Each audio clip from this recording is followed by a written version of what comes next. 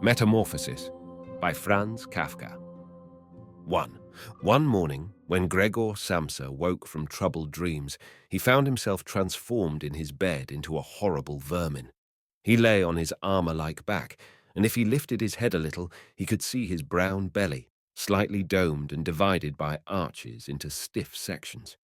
The bedding was hardly able to cover it and seemed ready to slide off any moment. His many legs, pitifully thin compared with the size of the rest of him, waved about helplessly as he looked. "What's happened to me?" he thought. It wasn't a dream. His room, a proper human room, although a little too small, lay peacefully between its four familiar walls. A collection of textile samples lay spread out on the table. Samsa was a traveling salesman.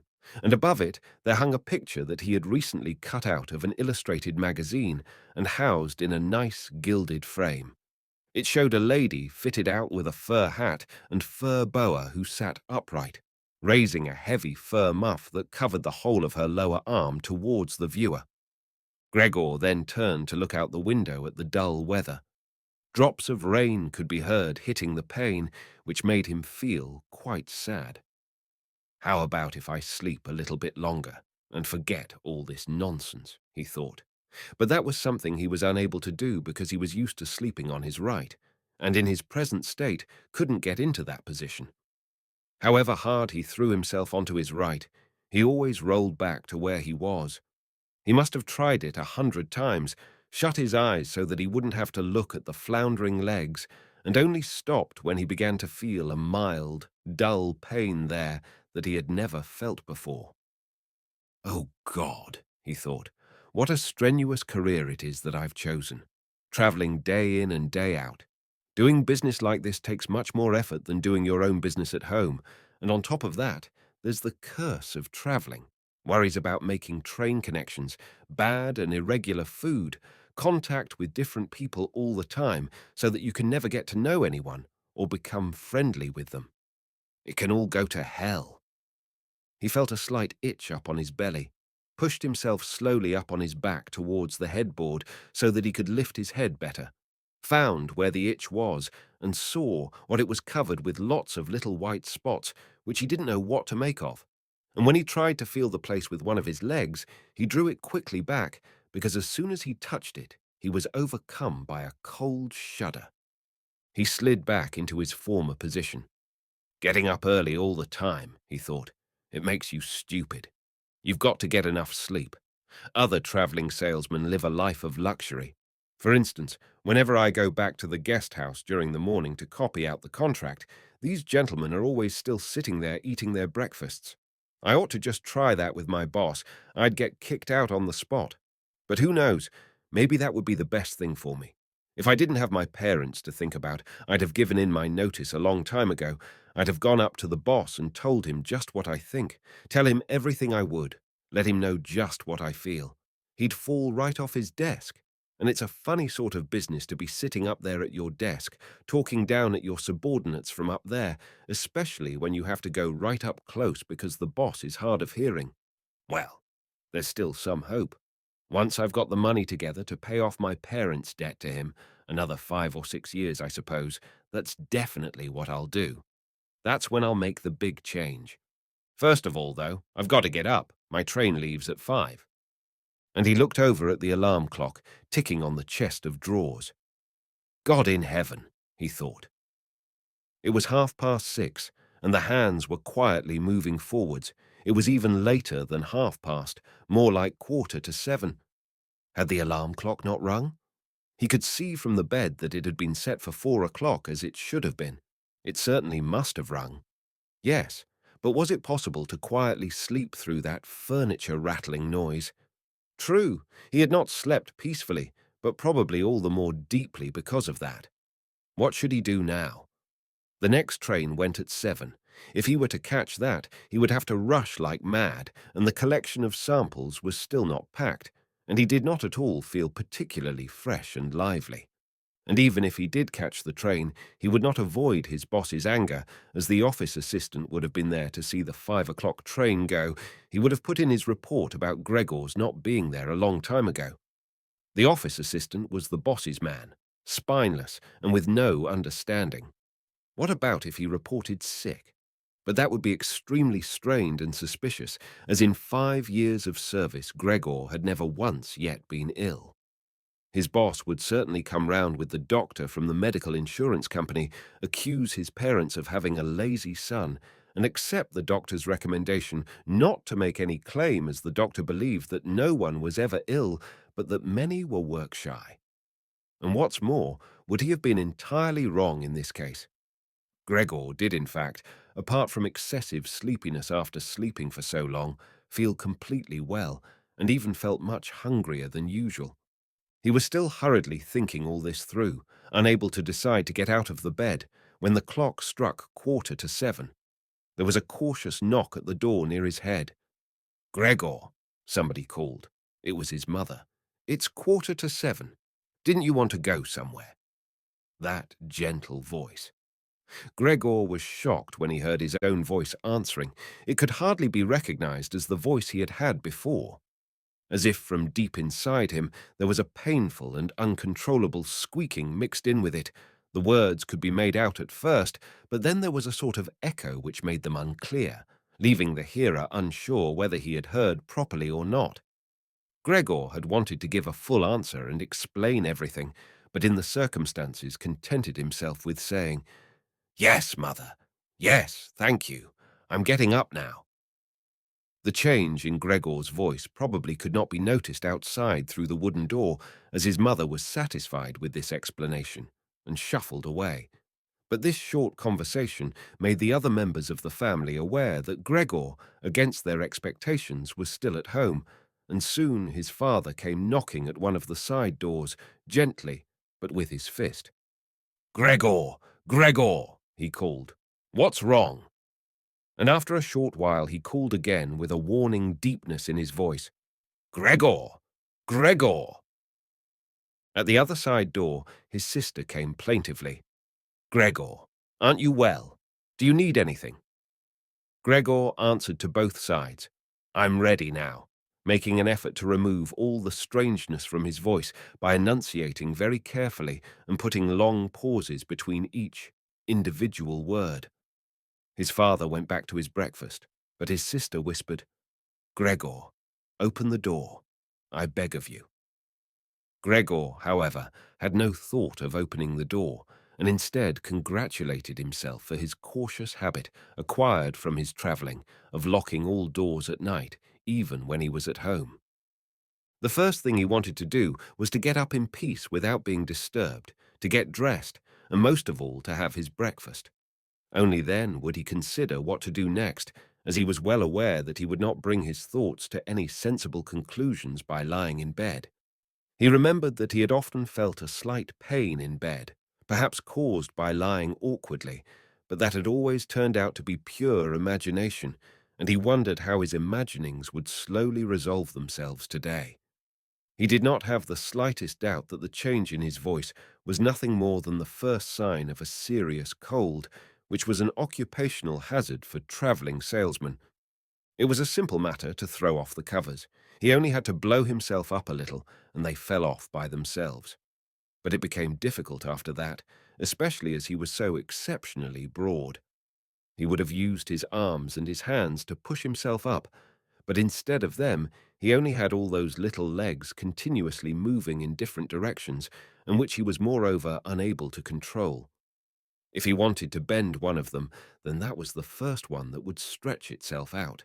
And if he finally managed to do what he wanted with that leg, all the others seemed to be set free and would move about painfully. "This is something that can't be done in bed," Gregor said to himself, "so don't keep trying to do it." The first thing he wanted to do was get the lower part of his body out of the bed, but he had never seen this lower part and could not imagine what it looked like. It turned out to be too hard to move. It went so slowly. And finally, almost in a frenzy, when he carelessly shoved himself forwards with all the force he could gather, he chose the wrong direction, hit hard against the lower bedpost, and learned from the burning pain he felt that the lower part of his body might well, at present, be the most sensitive. So then he tried to get the top part of his body out of the bed first, carefully turning his head to the side. This he managed quite easily, and despite its breadth and its weight, the bulk of his body eventually followed slowly in the direction of the head. But when he had at last got his head out of the bed and into the fresh air, it occurred to him that if he let himself fall, it would be a miracle if his head were not injured. So he became afraid to carry on pushing himself forward the same way, and he could not knock himself out now at any price. Better to stay in bed than lose consciousness. It took just as much effort to get back to where he had been earlier, but when he lay there, sighing, and was once more watching his legs as they struggled against each other even harder than before, if that was possible, he could think of no way of bringing peace and order to this chaos.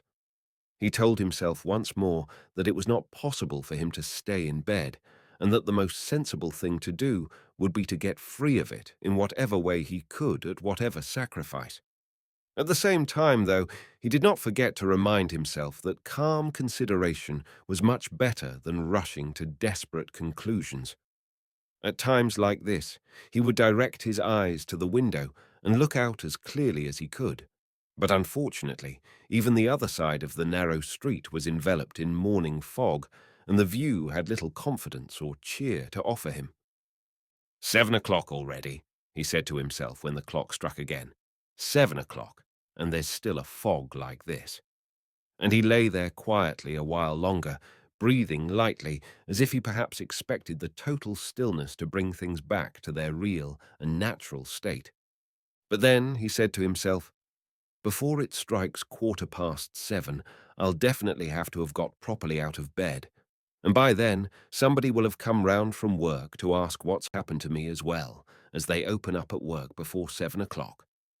And so he set himself to the task of swinging the entire length of his body out of the bed all at the same time. If he succeeded in falling out of bed in this way and kept his head raised as he did so, he could probably avoid injuring it. His back seemed to be quite hard, and probably nothing would happen to it falling onto the carpet. His main concern was for the loud noise he was bound to make, and which even through all the doors would probably raise concern if not alarm. But it was something that had to be risked. When Gregor was already sticking halfway out of the bed, the new method was more of a game than an effort. All he had to do was rock back and forth. It occurred to him how simple everything would be if somebody came to help him. Two strong people, he had his father and the maid in mind, would have been more than enough. They would only have to push their arms under the dome of his back, peel him away from the bed, bend down with the load, and then be patient and careful as he swung over onto the floor, where, hopefully, the little legs would find a use. Should he really call for help, though, even apart from the fact that all the doors were locked?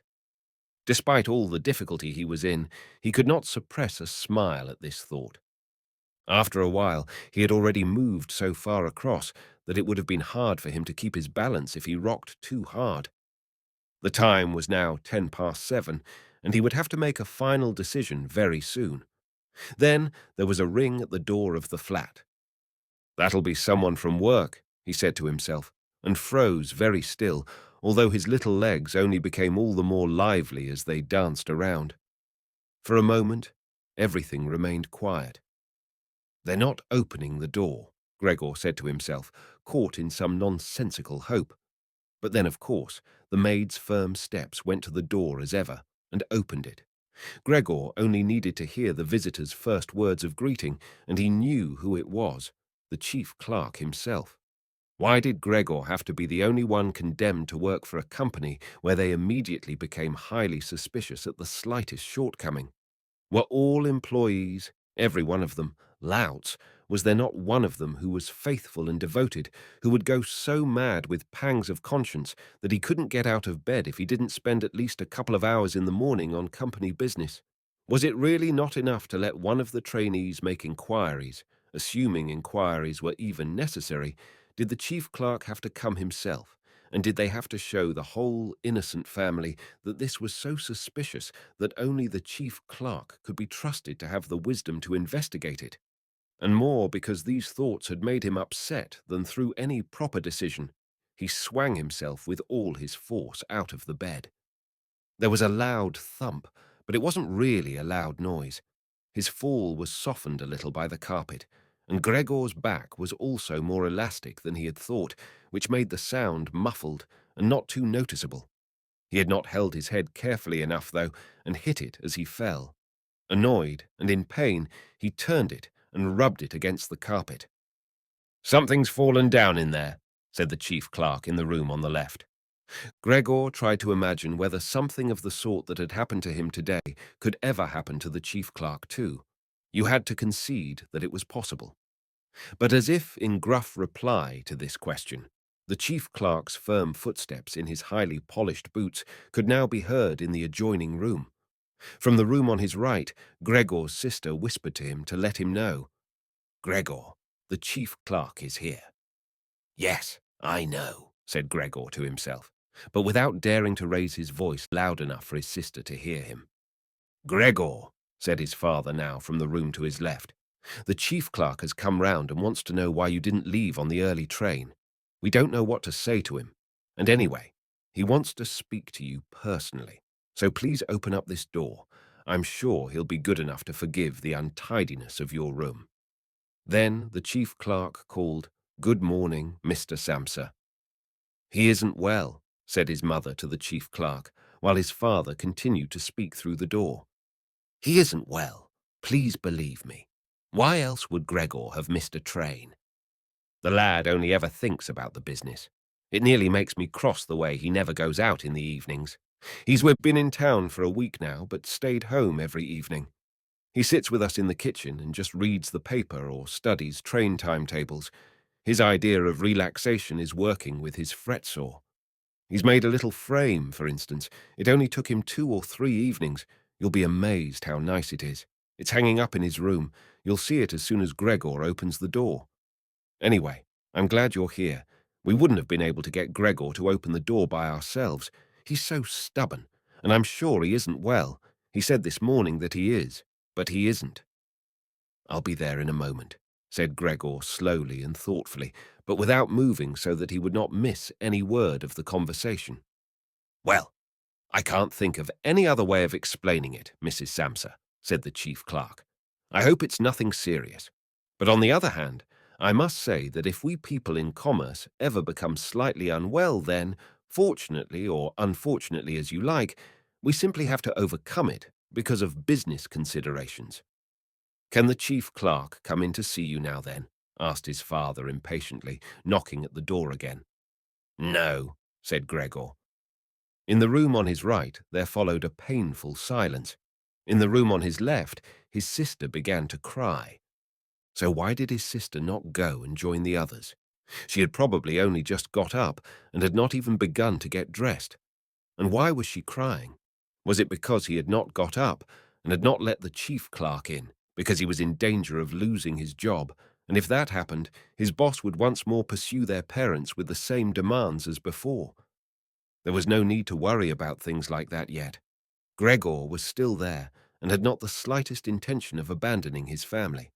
For the time being, he just lay there on the carpet, and no one who knew the condition he was in would seriously have expected him to let the chief clerk in. It was only a minor discourtesy, and a suitable excuse could easily be found for it later on. It was not something for which Gregor could be sacked on the spot. And it seemed to Gregor much more sensible to leave him now in peace instead of disturbing him with talking at him and crying. But the others didn't know what was happening. They were worried that would excuse their behavior. The chief clerk now raised his voice. "Mr. Samsa," he called to him, "what is wrong? You barricade yourself in your room. Give us no more than yes or no for an answer. You are causing serious and unnecessary concern to your parents, and you fail, and I mention this just by the way, you fail to carry out your business duties in a way that is quite unheard of. I'm speaking here on behalf of your parents and of your employer, and really must request a clear and immediate explanation. I am astonished, quite astonished. I thought I knew you as a calm and sensible person, and now you suddenly seem to be showing off with peculiar whims. This morning, your employer did suggest a possible reason for your failure to appear. It's true, it had to do with the money that was recently entrusted to you. But I came near to giving him my word of honor that that could not be the right explanation. But now that I see your incomprehensible stubbornness, I no longer feel any wish whatsoever to intercede on your behalf, and nor is your position all that secure. I had originally intended to say all this to you in private, but since you cause me to waste my time here for no good reason, I don't see why your parents should not also learn of it. Your turnover has been very unsatisfactory of late. I grant you that it's not the time of year to do especially good business. We recognize that. But there simply is no time of year to do no business at all, Mr. Samsa. We cannot allow there to be. But, sir, called Gregor, beside himself, and forgetting all else in the excitement, I'll open up immediately, just a moment. I'm slightly unwell, an attack of dizziness. I haven't been able to get up. I'm still in bed now. I'm quite fresh again now, though. I'm just getting out of bed. Just a moment. Be patient. It's not quite as easy as I'd thought. I'm quite all right now, though. It's shocking. What can suddenly happen to a person? I was quite all right last night. My parents know about it, perhaps better than me. I had a small symptom of it last night already. They must have noticed it. I don't know why I didn't let you know at work, but you always think you can get over an illness without staying at home. Please, don't make my parents suffer. There's no basis for any of the accusations you're making. Nobody's ever said a word to me about any of these things. Maybe you haven't read the latest contracts I sent in. I'll set off with the 8 o'clock train as well. These few hours of rest have given me strength. You don't need to wait, sir. I'll be in the office soon after you, and please be so good as to tell that to the boss and recommend me to him. And while Gregor gushed out these words, hardly knowing what he was saying, he made his way over to the chest of drawers. This was easily done, probably because of the practice he had already had in bed, where he now tried to get himself upright. He really did want to open the door, really did want to let them see him and to speak with the chief clerk. The others were being so insistent, and he was curious to learn what they would say when they caught sight of him. If they were shocked, then it would no longer be Gregor's responsibility, and he could rest. If, however, they took everything calmly, he would still have no reason to be upset. And if he hurried, he really could be at the station for 8 o'clock. The first few times he tried to climb up on the smooth chest of drawers, he just slid down again, but he finally gave himself one last swing and stood there upright. The lower part of his body was in serious pain, but he no longer gave any attention to it. Now he let himself fall against the back of a nearby chair and held tightly to the edges of it with his little legs. By now he had also calmed down and kept quiet so that he could listen to what the chief clerk was saying. "Did you understand a word of all that?" the chief clerk asked his parents. "Surely he's not trying to make fools of us." "Oh, God!" called his mother, who was already in tears. "He could be seriously ill, and we're making him suffer. Greta! Greta!" she then cried. "Mother," his sister called from the other side. They communicated across Gregor's room. "You'll have to go for the doctor straight away. Gregor is ill. Quick, get the doctor. Did you hear the way Gregor spoke just now?" "That was the voice of an animal," said the chief clerk, with a calmness that was in contrast with his mother's screams. "Anna! Anna!" his father called into the kitchen through the entrance hall, clapping his hands. "Get a locksmith here now!"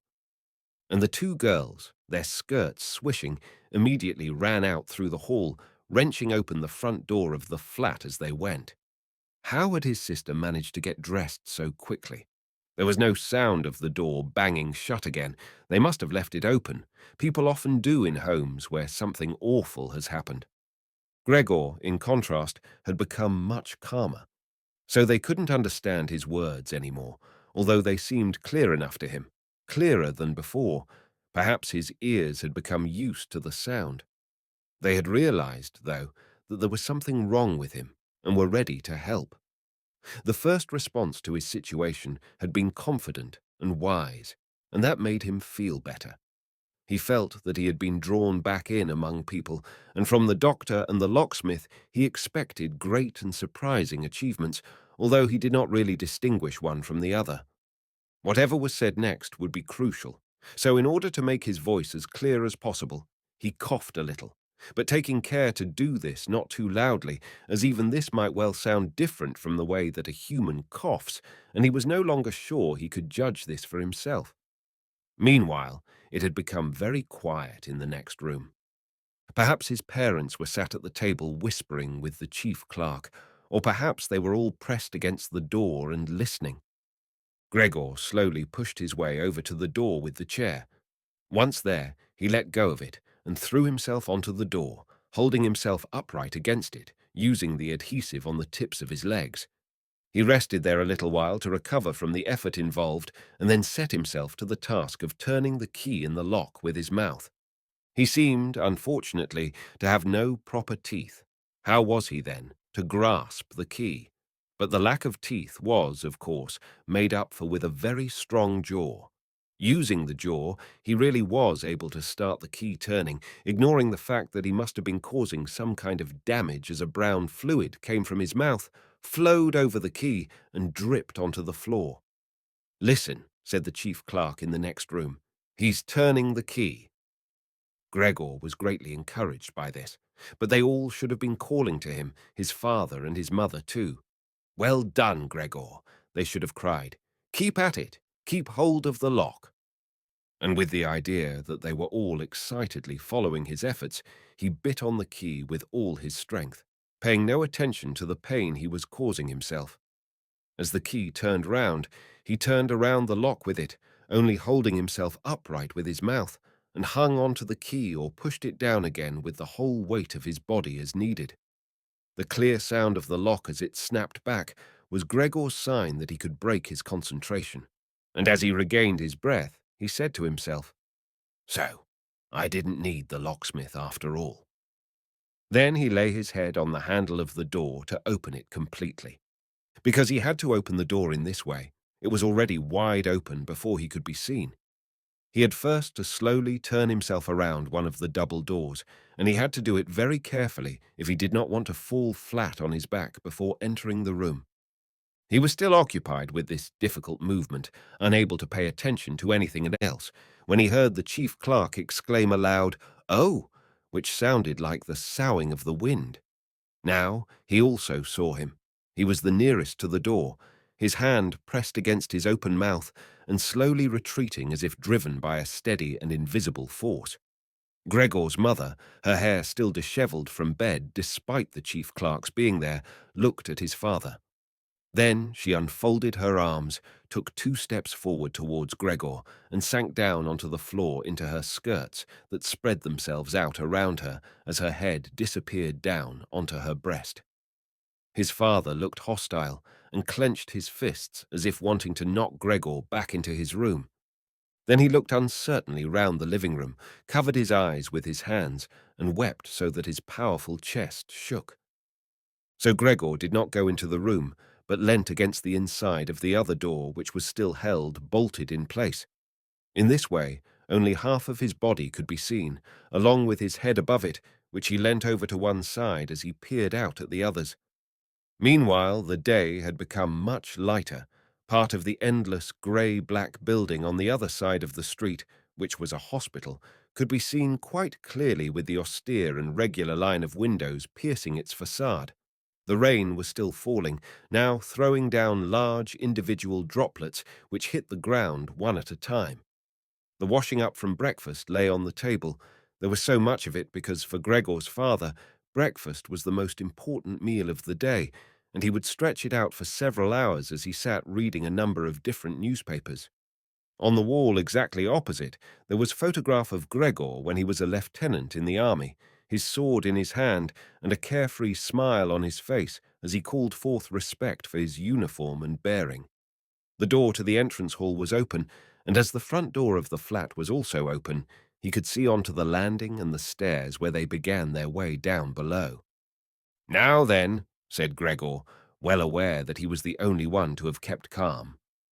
"I'll get dressed straight away now, pack up my samples and set off. Will you please just let me leave? You can see," he said to the chief clerk, "that I'm not stubborn and I like to do my job. Being a commercial traveller is arduous, but without travelling I couldn't earn my living. So where are you going? Into the office? Yes? Will you report everything accurately then? It's quite possible for someone to be temporarily unable to work, but that's just the right time to remember what's been achieved in the past and consider that later on. Once the difficulty has been removed, he will certainly work with all the more diligence and concentration. You're well aware that I'm seriously in debt to our employer, as well as having to look after my parents and my sister, so that I'm trapped in a difficult situation, but I will work my way out of it again. Please don't make things any harder for me than they are already, and don't take sides against me at the office. I know that nobody likes the travellers. They think we earn an enormous wage as well as having a soft time of it. That's just prejudice, but they have no particular reason to think better of it. But you, sir, you have a better overview than the rest of the staff, in fact, if I can say this in confidence, a better overview than the boss himself. It's very easy for a businessman like him to make mistakes about his employees and judge them more harshly than he should. And you're also well aware that we travellers spend almost the whole year away from the office, so that we can very easily fall victim to gossip and chance and groundless complaints, and it's almost impossible to defend yourself from that sort of thing. We don't usually even hear about them, or if at all, it's when we arrive back home exhausted from a trip, and that's when we feel the harmful effects of what's been going on without even knowing what caused them. Please, don't go away. At least first say something to show that you grant that I'm at least partly right. But the chief clerk had turned away as soon as Gregor had started to speak, and with protruding lips only stared back at him over his trembling shoulders as he left. He did not keep still for a moment while Gregor was speaking, but moved steadily towards the door without taking his eyes off him. He moved very gradually, as if there had been some secret prohibition on leaving the room. It was only when he had reached the entrance hall that he made a sudden movement, drew his foot from the living room, and rushed forward in a panic. In the hall, he stretched his right hand far out towards the stairway, as if out there was some supernatural force waiting to save him. Gregor realized that it was out of the question to let the chief clerk go away in this mood if his position in the firm was not to be put into extreme danger. That was something his parents did not understand very well. Over the years, they had become convinced that this job would provide for Gregor for his entire life, and besides, they had so much to worry about at present that they had lost sight of any thought for the future. Gregor, though, did think about the future. The chief clerk had to be held back, calmed down, convinced, and finally won over. The future of Gregor and his family depended on it. If only his sister were here. She was clever. She was already in tears while Gregor was still lying peacefully on his back. And the chief clerk was a lover of women. Surely she could persuade him. She would close the front door in the entrance hall and talk him out of his shocked state. But his sister was not there. Gregor would have to do the job himself.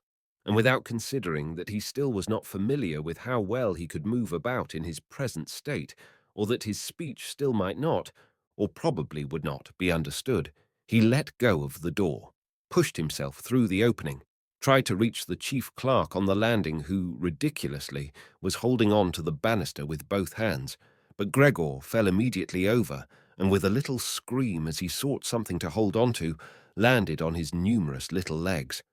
Hardly had that happened than, for the first time that day, he began to feel all right with his body. The little legs had the solid ground under them.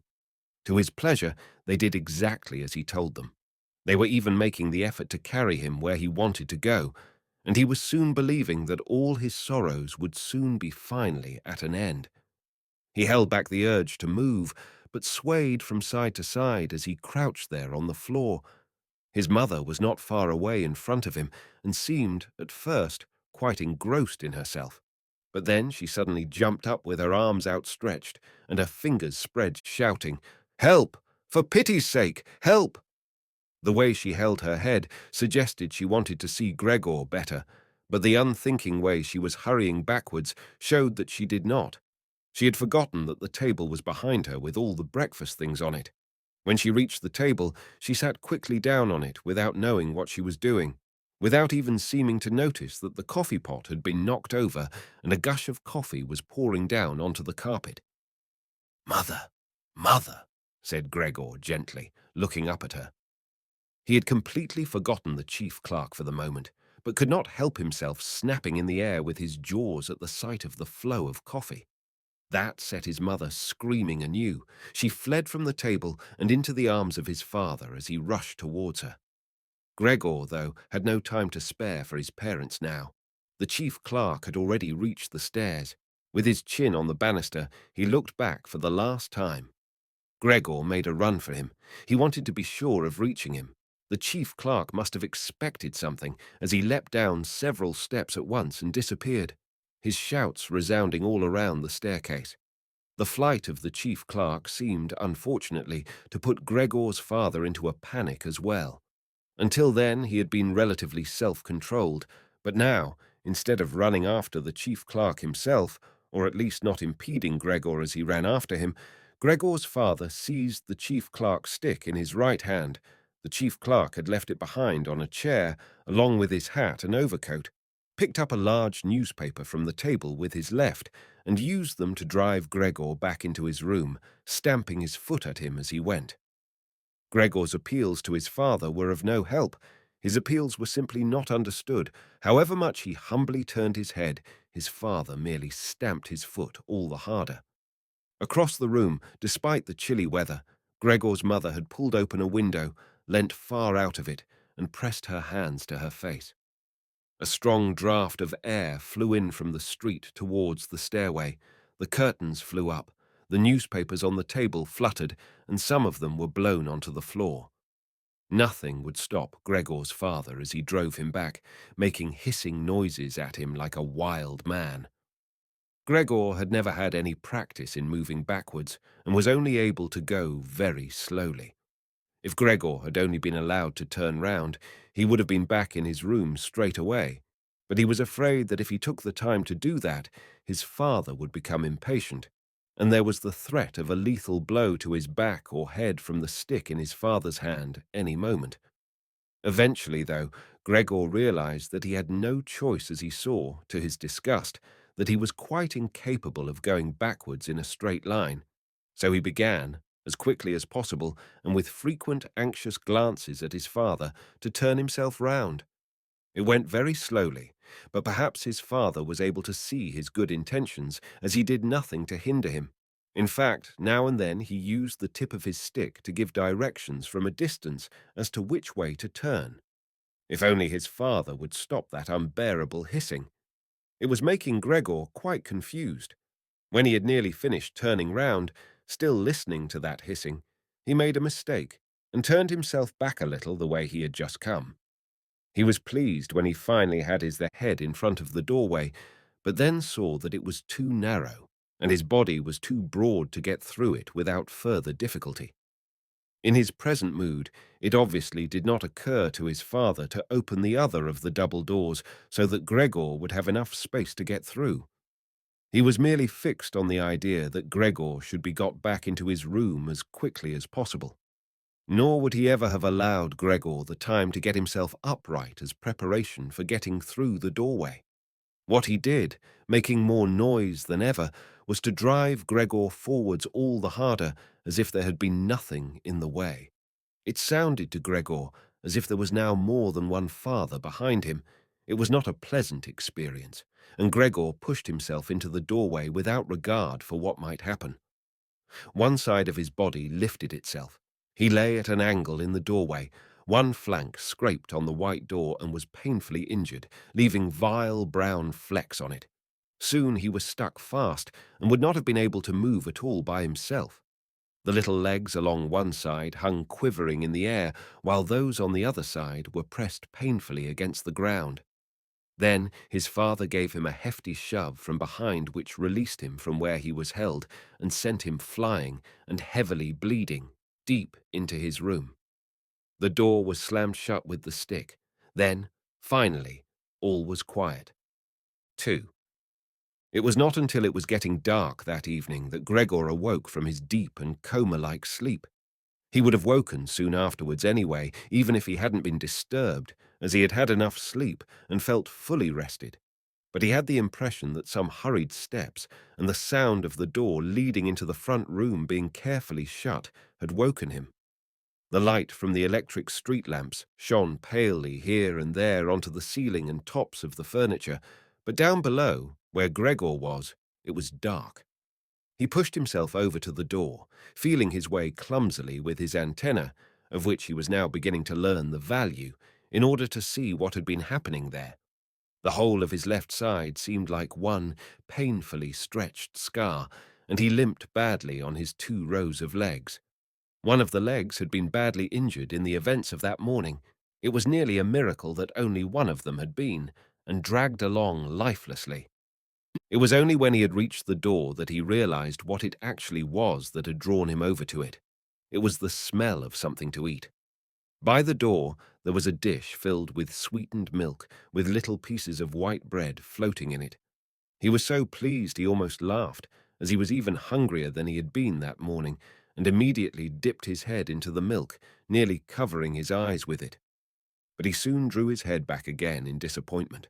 Not only did the pain in his tender left side make it difficult to eat the food, he was only able to eat if his whole body worked together as a snuffling whole, but the milk did not taste at all nice. Milk like this was normally his favorite drink, and his sister had certainly left it there for him because of that, but he turned, almost against his own will, away from the dish and crawled back into the center of the room. Through the crack in the door, Gregor could see that the gas had been lit in the living room. His father at this time would normally be sat with his evening paper, reading it out in a loud voice to Gregor's mother and sometimes to his sister, but there was now not a sound to be heard. Gregor's sister would often write and tell him about this reading, but maybe his father had lost the habit in recent times. It was so quiet all around, too, even though there must have been somebody in the flat. "What a quiet life it is the family lead," said Gregor to himself, and gazing into the darkness, felt a great pride that he was able to provide a life like that in such a nice home for his sister and parents. But what now, if all this peace and wealth and comfort should come to a horrible and frightening end? That was something that Gregor did not want to think about too much, so he started to move about, crawling up and down the room. Once during that long evening, the door on one side of the room was opened very slightly and hurriedly closed again. Later on, the door on the other side did the same. It seemed that someone needed to enter the room but thought better of it. Gregor went and waited immediately by the door, resolved either to bring the timorous visitor into the room in some way, or at least to find out who it was. But the door was opened no more that night, and Gregor waited in vain. The previous morning, while the doors were locked, everyone had wanted to get in there to him. But now that he had opened up one of the doors, and the other had clearly been unlocked some time during the day, no one came, and the keys were in the other sides. It was not until late at night that the gas light in the living room was put out, and now it was easy to see that his parents and sister had stayed awake all that time, as they all could be distinctly heard as they went away together on tiptoe. It was clear that no one would come into Gregor's room any more until morning. That gave him plenty of time to think undisturbed about how he would have to rearrange his life. For some reason, the tall, empty room where he was forced to remain made him feel uneasy as he lay there flat on the floor, even though he had been living in it for 5 years. Hardly aware of what he was doing other than a slight feeling of shame, he hurried under the couch. It pressed down on his back a little, and he was no longer able to lift his head, but he nonetheless felt immediately at ease, and his only regret was that his body was too broad to get it all underneath. He spent the whole night there.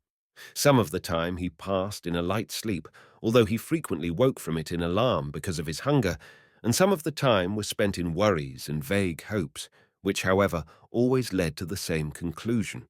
For the time being, he must remain calm. He must show patience and the greatest consideration so that his family could bear the unpleasantness that he, in his present condition, was forced to impose on them. Gregor soon had the opportunity to test the strength of his decisions, as early the next morning, almost before the night had ended, his sister, nearly fully dressed, opened the door from the front room and looked anxiously in. She did not see him straight away, but when she did notice him under the couch, he had to be somewhere. For God's sake, he couldn't have flown away. She was so shocked that she lost control of herself and slammed the door shut again from outside. But she seemed to regret her behavior as she opened the door again straight away and came in on tiptoe as if entering the room of someone seriously ill or even of a stranger. Gregor had pushed his head forward right to the edge of the couch and watched her. Would she notice that he had left the milk as it was, realize that it was not from any lack of hunger, and bring him in some other food that was more suitable?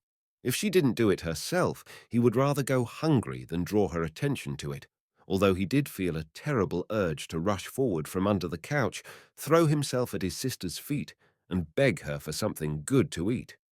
However, his sister noticed the full dish immediately and looked at it, and the few drops of milk splashed around it with some surprise. She immediately picked it up, using a rag, not her bare hands, and carried it out. Gregor was extremely curious as to what she would bring in its place, imagining the wildest possibilities, but he never could have guessed what his sister, in her goodness, actually did bring. In order to test his taste, she brought him a whole selection of things, all spread out on an old newspaper. There were old, half-rotten vegetables, bones from the evening meal, covered in white sauce that had gone hard, a few raisins and almonds, some cheese that Gregor had declared inedible 2 days before, a dry roll and some bread spread with butter and salt. As well as all that, she had poured some water into the dish, which had probably been permanently set aside for Gregor's use, and placed it beside them. Then, out of consideration for Gregor's feelings, as she knew that he would not eat in front of her, she hurried out again, and even turned the key in the lock so that Gregor would know he could make things as comfortable for himself as he liked. Gregor's little legs whirred. At last he could eat. What's more, his injuries must already have completely healed as he found no difficulty in moving. This amazed him, as more than a month earlier he had cut his finger slightly with a knife. He thought of how his finger had still hurt the day before yesterday. Am I less sensitive than I used to be then? He thought, and was already sucking greedily at the cheese which had immediately, almost compellingly, attracted him much more than the other foods on the newspaper. Quickly, one after another, his eyes watering with pleasure, he consumed the cheese, the vegetables, and the sauce. The fresh foods, on the other hand, he didn't like at all, and even dragged the things he did want to eat a little way away from them because he couldn't stand the smell. Long after he had finished eating and lay lethargic in the same place, his sister slowly turned the key in the lock as a sign to him that he should withdraw. He was immediately startled, although he had been half asleep, and he hurried back under the couch.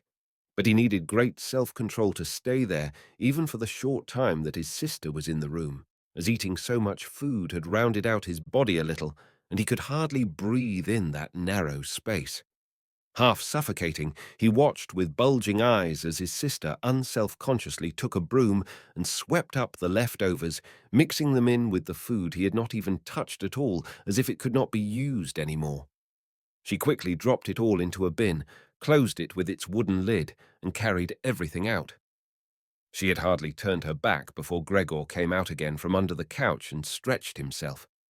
This was how Gregor received his food each day now.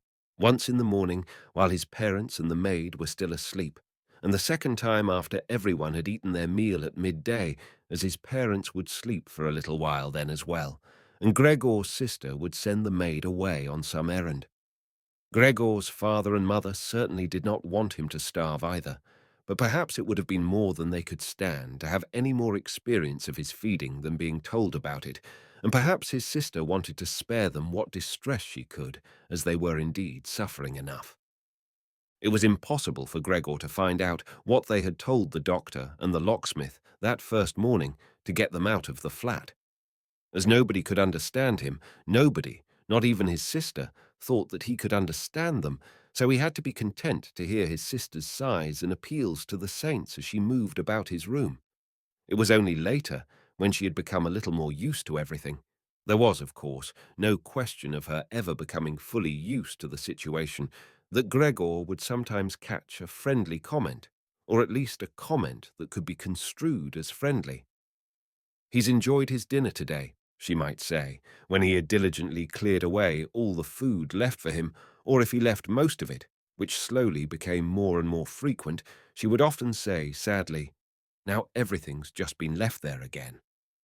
Although Gregor wasn't able to hear any news directly, he did listen to much of what was said in the next rooms, and whenever he heard anyone speaking, he would scurry straight to the appropriate door and press his whole body against it.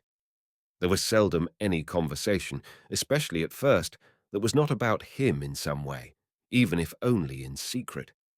For 2 whole days, all the talk at every mealtime was about what they should do now. But even between meals, they spoke about the same subject, as there were always at least 2 members of the family at home. Nobody wanted to be at home by themselves, and it was out of the question to leave the flat entirely empty. And on the very first day, the maid had fallen to her knees and begged Gregor's mother to let her go without delay.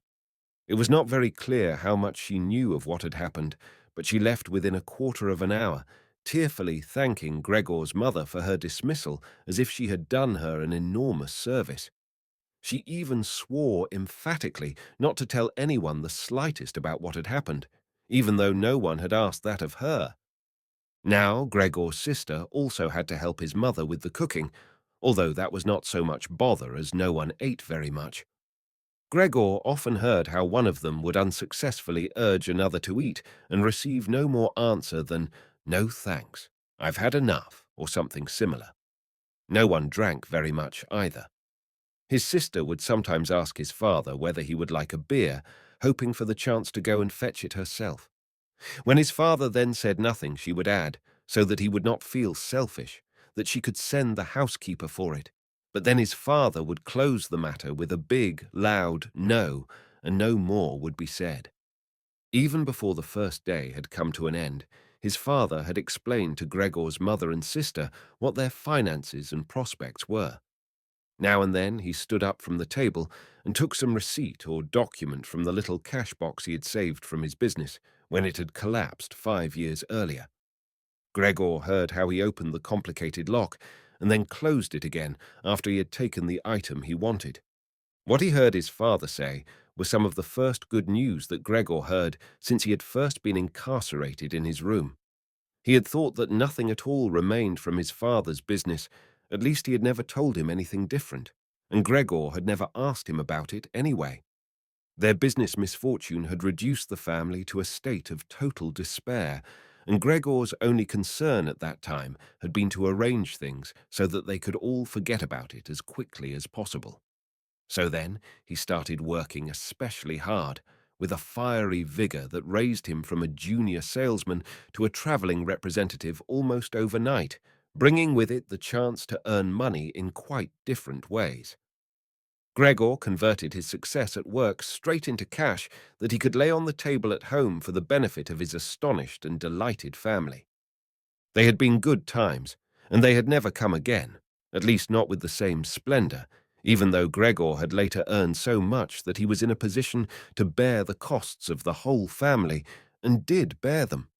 They had even got used to it, both Gregor and the family. They took the money with gratitude, and he was glad to provide it, although there was no longer much warm affection given in return. Gregor only remained close to his sister now. Unlike him, she was very fond of music and a gifted and expressive violinist. It was his secret plan to send her to the conservatory next year, even though it would cause great expense that would have to be made up for in some other way. During Gregor's short periods in town, conversation with his sister would often turn to the conservatory, but it was only ever mentioned as a lovely dream that could never be realized. Their parents did not like to hear this innocent talk, but Gregor thought about it quite hard and decided he would let them know what he planned with a grand announcement of it on Christmas Day. That was the sort of totally pointless thing that went through his mind in his present state, pressed upright against the door and listening. There were times when he simply became too tired to continue listening, when his head would fall wearily against the door, and he would pull it up again with a start, as even the slightest noise he caused would be heard next door, and they would all go silent. "What's that he's doing now?" his father would say after a while, clearly having gone over to the door, and only then would the interrupted conversation slowly be taken up again. When explaining things, his father repeated himself several times, partly because it was a long time since he had been occupied with these matters himself, and partly because Gregor's mother did not understand everything the first time. From these repeated explanations, Gregor learned, to his pleasure, that despite all their misfortunes, there was still some money available from the old days. It was not a lot, but it had not been touched in the meantime, and some interest had accumulated. Besides that, they had not been using up all the money that Gregor had been bringing home every month, keeping only a little for himself, so that, too, had been accumulating. Behind the door, Gregor nodded with enthusiasm in his pleasure at this unexpected thrift and caution. He could actually have used this surplus money to reduce his father's debt to his boss, and the day when he could have freed himself from that job would have come much closer. But now it was certainly better the way his father had done things. This money, however, was certainly not enough to enable the family to live off the interest. It was enough to maintain them for, perhaps, 1 or 2 years, no more. That's to say, it was money that should not really be touched, but set aside for emergencies. Money to live on had to be earned. His father was healthy but old and lacking in self-confidence. During the 5 years that he had not been working, the first holiday in a life that had been full of strain and no success, he had put on a lot of weight and become very slow and clumsy. Would Gregor's elderly mother now have to go and earn money? She suffered from asthma, and it was a strain for her just to move about the home. Every other day would be spent struggling for breath on the sofa by the open window. Would his sister have to go and earn money? She was still a child of 17. Her life up till then had been very enviable, consisting of wearing nice clothes, sleeping late, helping out in the business, joining in with a few modest pleasures, and most of all, playing the violin.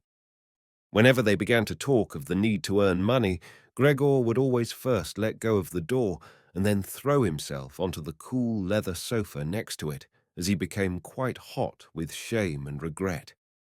He would often lie there the whole night through, not sleeping a wink, but scratching at the leather for hours on end. Or he might go to all the effort of pushing a chair to the window, climbing up onto the sill and, propped up in the chair, leaning on the window to stare out of it. He had used to feel a great sense of freedom from doing this, but doing it now was obviously something more remembered than experienced, as what he actually saw in this way was becoming less distinct every day, even things that were quite near.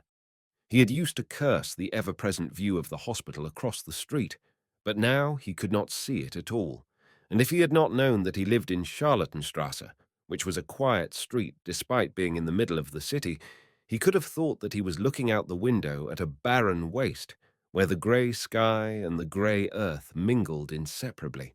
His observant sister only needed to notice the chair twice before she would always push it back to its exact position by the window after she had tidied up the room and even left the inner pane of the window open from then on.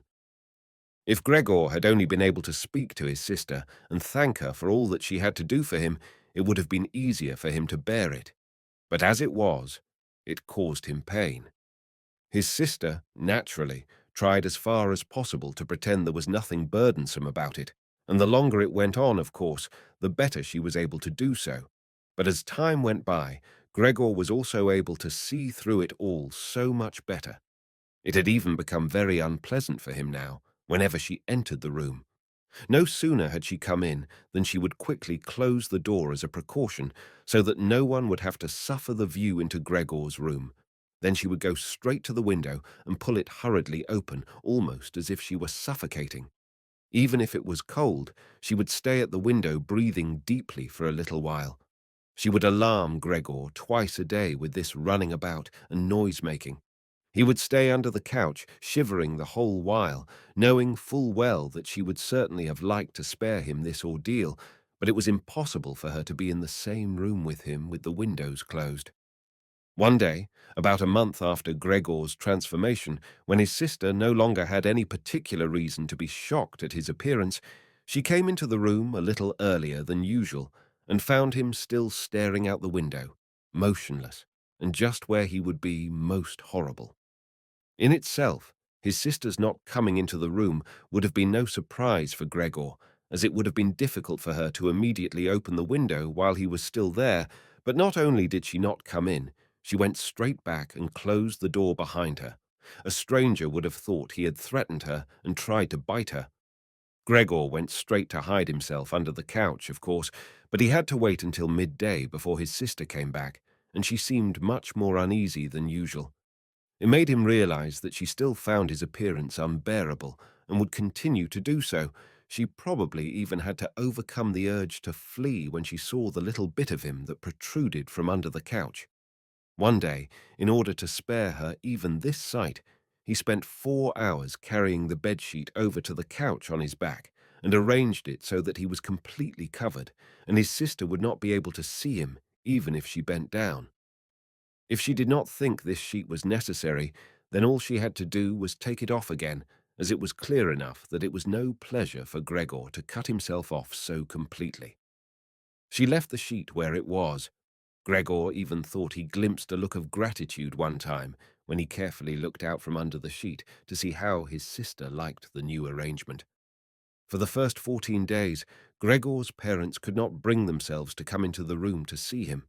He would often hear them say how they appreciated all the new work his sister was doing, even though before they had seen her as a girl who was somewhat useless and frequently been annoyed with her. But now, the two of them, father and mother, would often both wait outside the door of Gregor's room while his sister tidied up in there, and as soon as she went out again, she would have to tell them exactly how everything looked, what Gregor had eaten, how he had behaved this time, and whether, perhaps, any slight improvement could be seen. His mother also wanted to go in and visit Gregor relatively soon, but his father and sister at first persuaded her against it. Gregor listened very closely to all this and approved fully. Later, though, she had to be held back by force, which made her call out, "Let me go and see Gregor. He is my unfortunate son. Can't you understand I have to see him?" And Gregor would think to himself that maybe it would be better if his mother came in. Not every day, of course, but one day a week, perhaps. She could understand everything much better than his sister, who, for all her courage, was still just a child after all, and really might not have had an adult's appreciation of the burdensome job she had taken on. Gregor's wish to see his mother was soon realized. Out of consideration for his parents, Gregor wanted to avoid being seen at the window during the day. The few square meters of the floor did not give him much room to crawl about. It was hard to just lie quietly through the night. His food soon stopped giving him any pleasure at all, and so, to entertain himself, he got into the habit of crawling up and down the walls and ceiling. He was especially fond of hanging from the ceiling. It was quite different from lying on the floor. He could breathe more freely. His body had a light swing to it. And up there, relaxed and almost happy, it might happen that he would surprise even himself by letting go of the ceiling and landing on the floor with a crash. But now, of course, he had far better control of his body than before, and even with a fall as great as that, caused himself no damage. Very soon his sister noticed Gregor's new way of entertaining himself. He had, after all, left traces of the adhesive from his feet as he crawled about, and got it into her head to make it as easy as possible for him by removing the furniture that got in his way, especially the chest of drawers and the desk. Now, this was not something that she would be able to do by herself. She did not dare to ask for help from her father. The 16-year-old maid had carried on bravely since the cook had left, but she certainly would not have helped in this. She had even asked to be allowed to keep the kitchen locked at all times and never to have to open the door unless it was especially important. So his sister had no choice but to choose some time when Gregor's father was not there and fetch his mother to help her. As she approached the room, Gregor could hear his mother express her joy, but once at the door she went silent. First, of course, his sister came in, and looked round to see that everything in the room was all right, and only then did she let her mother enter. Gregor had hurriedly pulled the sheet down lower over the couch and put more folds into it so that everything really looked as if it had just been thrown down by chance. Gregor also refrained, this time, from spying out from under the sheet. He gave up the chance to see his mother until later and was simply glad that she had come. "You can come in.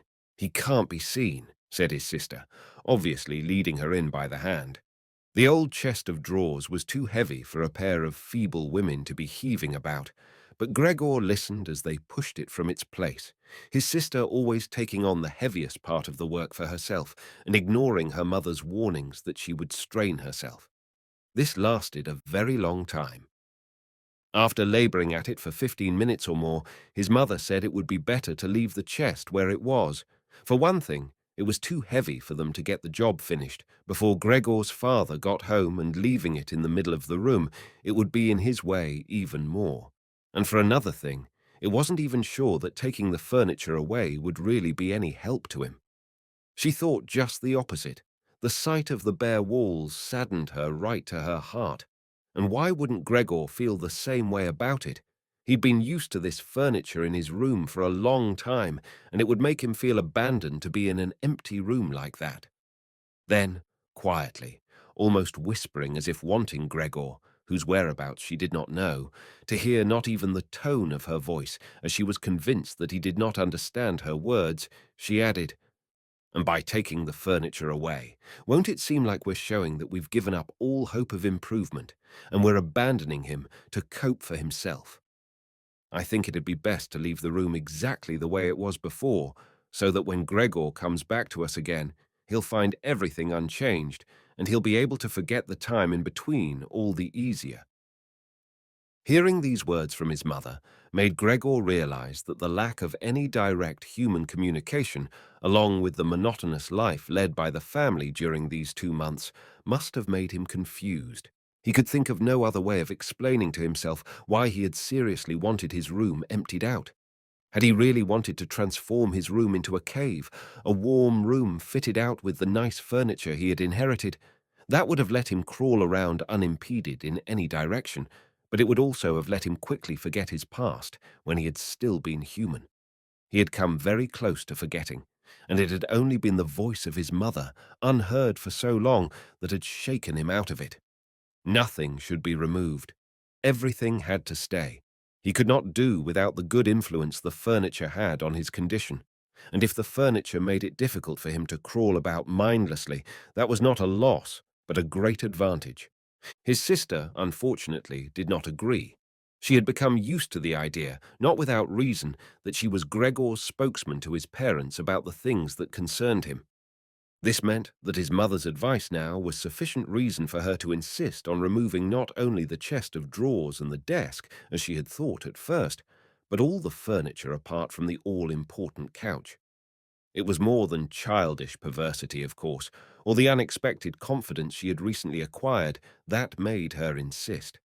She had indeed noticed that Gregor needed a lot of room to crawl about in, whereas the furniture, as far as anyone could see, was of no use to him at all. Girls of that age, though, do become enthusiastic about things and feel they must get their way whenever they can. Perhaps this was what tempted Greta to make Gregor's situation seem even more shocking than it was, so that she could do even more for him. Greta would probably be the only one who would dare enter a room dominated by Gregor crawling about the bare walls by himself. So she refused to let her mother dissuade her. Gregor's mother already looked uneasy in his room. She soon stopped speaking and helped Gregor's sister to get the chest of drawers out with what strength she had. The chest of drawers was something that Gregor could do without if he had to, but the writing desk had to stay. Hardly had the two women pushed the chest of drawers, groaning, out of the room, than Gregor poked his head out from under the couch to see what he could do about it. He meant to be as careful and considerate as he could, but unfortunately, it was his mother who came back first, while Greta in the next room had her arms round the chest, pushing and pulling at it from side to side by herself, without, of course, moving it an inch. His mother was not used to the sight of Gregor. He might have made her ill, so Gregor hurried backwards to the far end of the couch. In his startlement, though, he was not able to prevent the sheet at its front from moving a little. It was enough to attract his mother's attention. She stood very still, remained there a moment, and then went back out to Greta. Gregor kept trying to assure himself that nothing unusual was happening. It was just a few pieces of furniture being moved after all, but he soon had to admit that the women going to and fro, their little calls to each other, the scraping of the furniture on the floor, all these things made him feel as if he were being assailed from all sides. With his head and legs pulled in against him and his body pressed to the floor, he was forced to admit to himself that he could not stand all of this much longer. They were emptying his room out, taking away everything that was dear to him. They had already taken out the chest containing his fretsaw and other tools. Now they threatened to remove the writing desk with its place clearly worn into the floor, the desk where he had done his homework as a business trainee at high school, even while he had been at infant school. He really could not wait any longer to see whether the two women's intentions were good. He had nearly forgotten they were there anyway, as they were now too tired to say anything while they worked, and he could only hear their feet as they stepped heavily on the floor. So, while the women were leant against the desk in the other room catching their breath, he sallied out, changed direction 4 times, not knowing what he should save first, before his attention was suddenly caught by the picture on the wall, which was already denuded of everything else that had been on it, of the lady dressed in copious fur. He hurried up onto the picture and pressed himself against its glass. It held him firmly and felt good on his hot belly. This picture, at least, now totally covered by Gregor, would certainly be taken away by no one.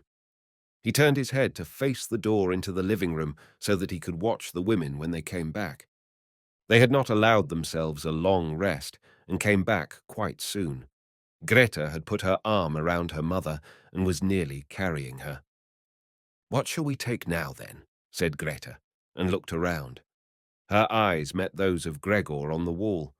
Perhaps only because her mother was there, she remained calm, bent her face to her so that she would not look round and said, albeit hurriedly and with a tremor in her voice, "Come on, let's go back in the living room for a while." Gregor could see what Greta had in mind. She wanted to take her mother somewhere safe and then chase him down from the wall. Well, she could certainly try it. He sat unyielding on his picture.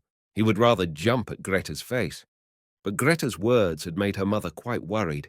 She stepped to one side, saw the enormous brown patch against the flowers of the wallpaper, and before she even realized it was Gregor that she saw, screamed, "Oh God! Oh God!"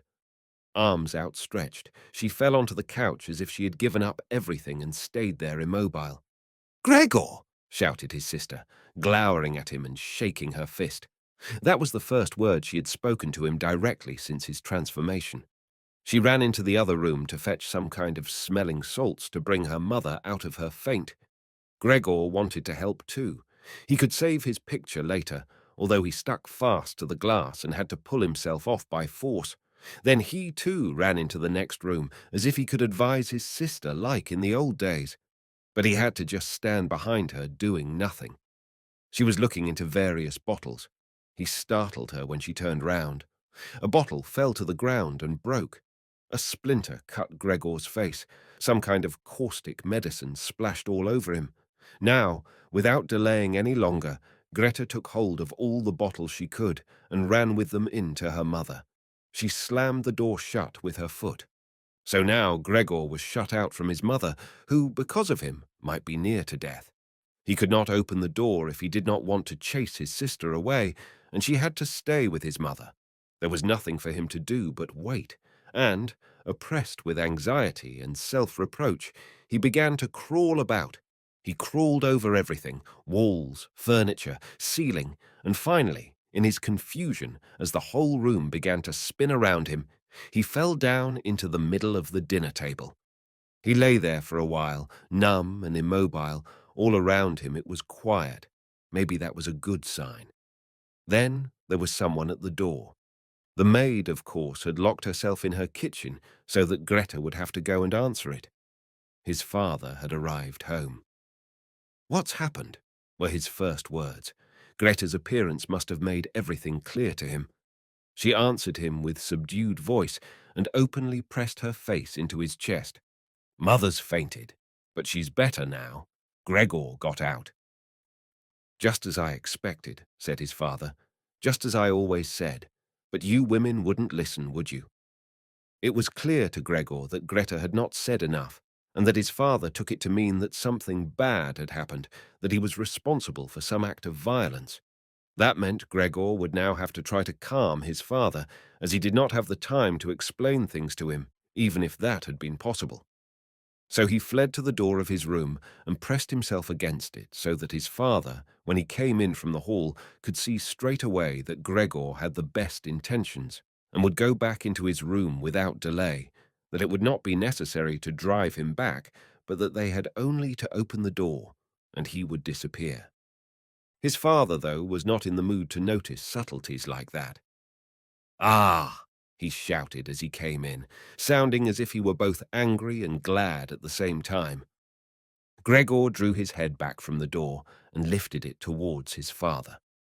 He really had not imagined his father the way he stood there now. Of late, with his new habit of crawling about, he had neglected to pay attention to what was going on the rest of the flat the way he had done before.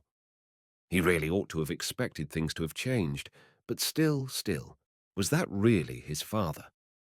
The same tired man as used to be laying there entombed in his bed when Gregor came back from his business trips, who would receive him sitting in the armchair in his nightgown when he came back in the evenings, who was hardly even able to stand up, but, as a sign of his pleasure, would just raise his arms, and who, on the couple of times a year when they went for a walk together on a Sunday or public holiday, wrapped up tightly in his overcoat between Gregor and his mother, would always labour his way forward a little more slowly than them, who were already walking slowly for his sake, who would place his stick down carefully, and if he wanted to say something, would invariably stop and gather his companions around him. He was standing up straight enough now, dressed in a smart blue uniform with gold buttons, the sort worn by the employees at the banking institute. Above the high, stiff collar of the coat, his strong double chin emerged. Under the bushy eyebrows, his piercing dark eyes looked out fresh and alert. His normally unkempt white hair was combed down painfully close to his scalp. He took his cap, with its gold monogram from, probably, some bank, and threw it in an arc right across the room onto the sofa, put his hands in his trouser pockets, pushing back the bottom of his long uniform coat, and, with look of determination, walked towards Gregor. He probably did not even know himself what he had in mind, but nonetheless lifted his feet unusually high.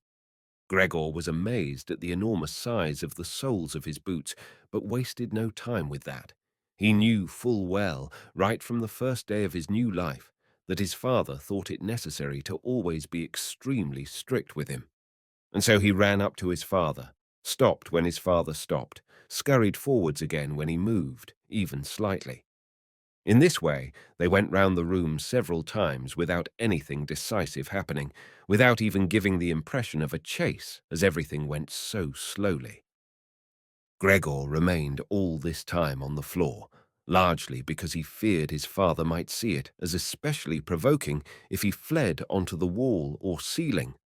Whatever he did, Gregor had to admit that he certainly would not be able to keep up this running about for long. As for each step his father took, he had to carry out countless movements. He became noticeably short of breath.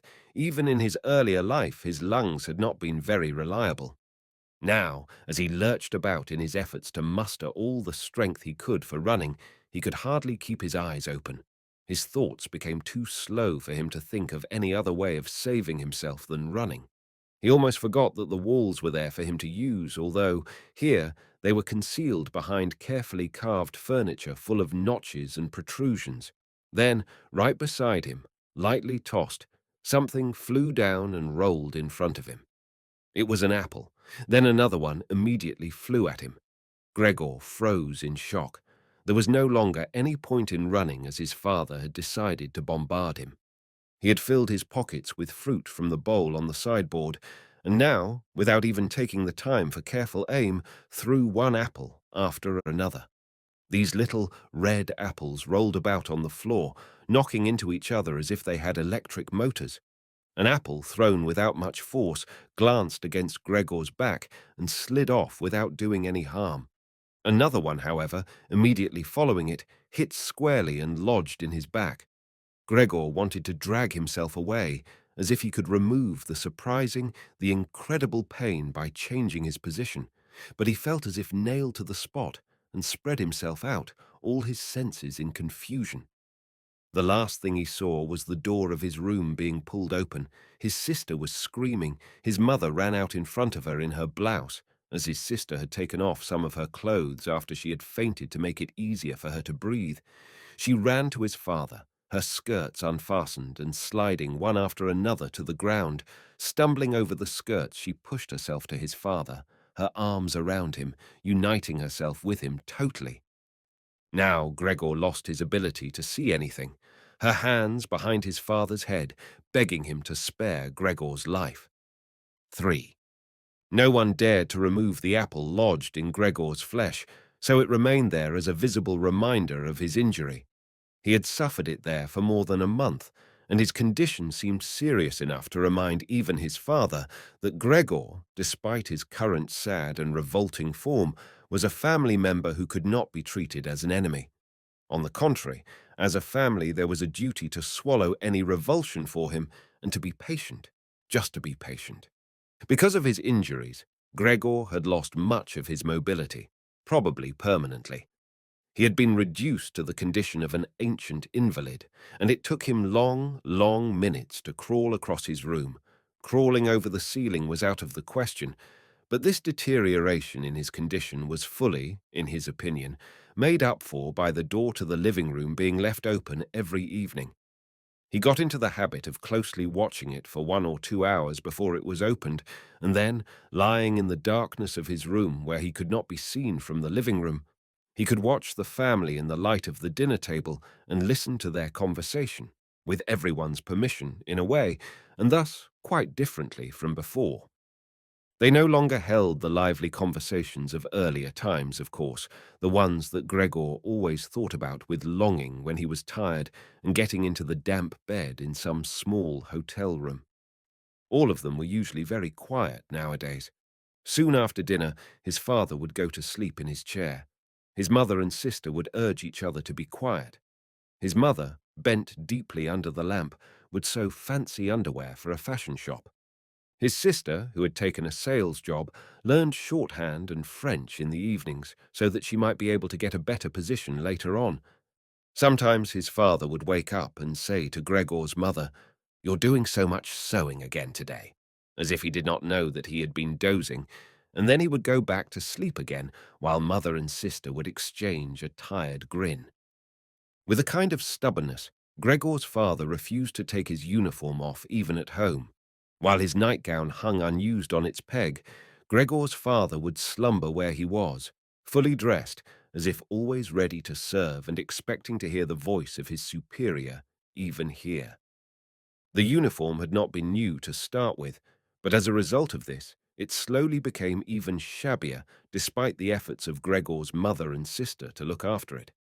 Gregor would often spend the whole evening looking at all the stains on this coat, with its gold buttons always kept polished and shiny, while the old man in it would sleep, highly uncomfortable but peaceful. As soon as it struck 10, Gregor's mother would speak gently to his father to wake him and try to persuade him to go to bed, as he couldn't sleep properly where he was, and he really had to get his sleep if he was to be up at 6 to get to work. But since he had been in work, he had become more obstinate and would always insist on staying longer at the table, even though he regularly fell asleep, and it was then harder than ever to persuade him to exchange the chair for his bed. Then, however much mother and sister would importune him with little reproaches and warnings, he would keep slowly shaking his head for a quarter of an hour with his eyes closed and refusing to get up. Gregor's mother would tug at his sleeve, whisper endearments into his ear. Gregor's sister would leave her work to help her mother, but nothing would have any effect on him. He would just sink deeper into his chair. Only when the two women took him under the arms, he would abruptly open his eyes, look at them one after the other, and say, "What a life! This is what peace I get in my old age." And supported by the two women, he would lift himself up carefully as if he were carrying the greatest load himself, let the women take him to the door, send them off, and carry on by himself, while Gregor's mother would throw down her needle and his sister her pen so that they could run after his father and continue being of help to him. Who, in this tired and overworked family, would have had time to give more attention to Gregor than was absolutely necessary? The household budget became even smaller, so now the maid was dismissed. An enormous, thick-boned charwoman with white hair that flapped around her head came every morning and evening to do the heaviest work. Everything else was looked after by Gregor's mother on top of the large amount of sewing work she did. Gregor even learned, listening to the evening conversation about what price they had hoped for, that several items of jewellery belonging to the family had been sold, even though both mother and sister had been very fond of wearing them at functions and celebrations. But the loudest complaint was that although the flat was much too big for their present circumstances, they could not move out of it. There was no imaginable way of transferring Gregor to the new address. He could see quite well, though, that there were more reasons than consideration for him that made it difficult for them to move. It would have been quite easy to transport him in any suitable crate with a few air holes in it. The main thing holding the family back from their decision to move was much more to do with their total despair and the thought that they had been struck with a misfortune unlike anything experienced by anyone else they knew or were related to. They carried out absolutely everything that the world expects from poor people. Gregor's father brought bank employees their breakfast. His mother sacrificed herself by washing clothes for strangers. His sister ran back and forth behind her desk at the behest of the customers, but they just did not have the strength to do any more. And the injury in Gregor's back began to hurt as much as when it was new. After they had come back from taking his father to bed, Gregor's mother and sister would now leave their work where it was and sit close together, cheek to cheek. His mother would point to Gregor's room and say, "Close that door, Greta." And then, when he was in the dark again, they would sit in the next room and their tears would mingle. Or they would simply sit there staring dry-eyed at the table. Gregor hardly slept at all, either night or day. Sometimes he would think of taking over the family's affairs, just like before, the next time the door was opened. He had long forgotten about his boss and the chief clerk, but they would appear again in his thoughts, the salesman and the apprentices, that stupid tea-boy, 2 or 3 friends from other businesses, one of the chambermaids from a provincial hotel, a tender memory that appeared and disappeared again, a cashier from a hat shop for whom his attention had been serious but too slow. All of them appeared to him, mixed together with strangers and others he had forgotten, but instead of helping him and his family, they were all of them inaccessible, and he was glad when they disappeared. Other times he was not at all in the mood to look after his family.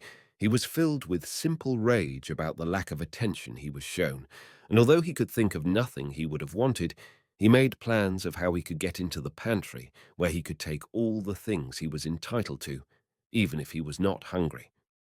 Gregor's sister no longer thought about how she could please him, but would hurriedly push some food or other into his room with her foot before she rushed out to work in the morning and at midday, and in the evening she would sweep it away again with the broom, indifferent as to whether it had been eaten or, more often than not, had been left totally untouched. She still cleared up the room in the evening, but now she could not have been any quicker about it. Smears of dirt were left on the walls. Here and there were little balls of dust and filth. At first, Gregor went into one of the worst of these places when his sister arrived as a reproach to her, but he could have stayed there for weeks without his sister doing anything about it.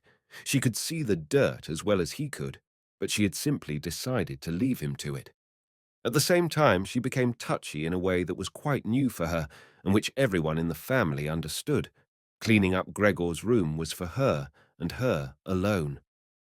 Gregor's mother did once thoroughly clean his room and needed to use several bucketfuls of water to do it, although that much dampness also made Gregor ill and he lay flat on the couch, bitter and immobile. But his mother was to be punished still more for what she had done, as hardly had his sister arrived home in the evening than she noticed the change in Gregor's room, and highly aggrieved, ran back into the living room, where, despite her mother's raised and imploring hands, she broke into convulsive tears. Her father, of course, was startled out of his chair, and the two parents looked on astonished and helpless. Then they, too, became agitated.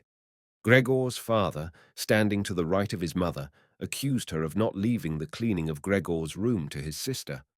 From her left, Gregor's sister screamed at her that she was never to clean Gregor's room again, while his mother tried to draw his father, who was beside himself with anger, into the bedroom. His sister, quaking with tears, thumped on the table with her small fists, and Gregor hissed in anger that no one had even thought of closing the door to save him the sight of this and all its noise. Gregor's sister was exhausted from going out to work, and looking after Gregor as she had done before was even more work for her, but even so his mother ought certainly not to have taken her place. Gregor, on the other hand, ought not to be neglected. Now, though, the charwoman was here. This elderly widow, with a robust bone structure that made her able to withstand the hardest of things in her long life, wasn't really repelled by Gregor. Just by chance, one day, rather than any real curiosity, she opened the door to Gregor's room and found herself face to face with him. He was taken totally by surprise. No one was chasing him, but he began to rush to and fro while she just stood there in amazement with her hands crossed in front of her. From then on, she never failed to open the door slightly every evening and morning and look briefly in on him. At first, she would call to him as she did so with words that she probably considered friendly, such as, "Come on then, you old dung beetle," or "Look at the old dung beetle there." Gregor never responded to being spoken to in that way, but just remained where he was without moving, as if the door had never even been opened. If only they had told this charwoman to clean up his room every day, instead of letting her disturb him for no reason whenever she felt like it. One day, early in the morning, while a heavy rain struck the window panes, perhaps indicating that spring was coming, she began to speak to him in that way once again. Gregor was so resentful of it that he started to move toward her. He was slow and infirm, but it was like a kind of attack. Instead of being afraid, the charwoman just lifted up one of the chairs from near the door and stood there with her mouth open, clearly intending not to close her mouth until the chair in her hand had been slammed down into Gregor's back. "Aren't you coming any closer then?" she asked, when Gregor turned round again, and she calmly put the chair back in the corner. Gregor had almost entirely stopped eating. Only if he happened to find himself next to the food that had been prepared for him, he might take some of it into his mouth to play with it, leave it there a few hours, and then, more often than not, spit it out again. At first, he thought it was distress at the state of his room that stopped him eating, but he had soon got used to the changes made there.